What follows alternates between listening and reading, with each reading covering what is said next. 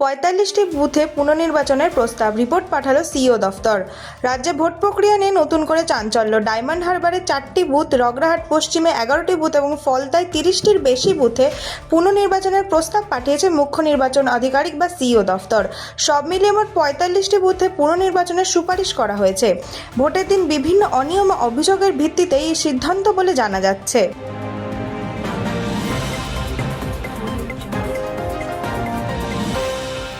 এগরায় strong room ঘিরে উত্তেজনা, আইসির বিরুদ্ধে পক্ষপাতের অভিযোগ, বিক্ষোভ।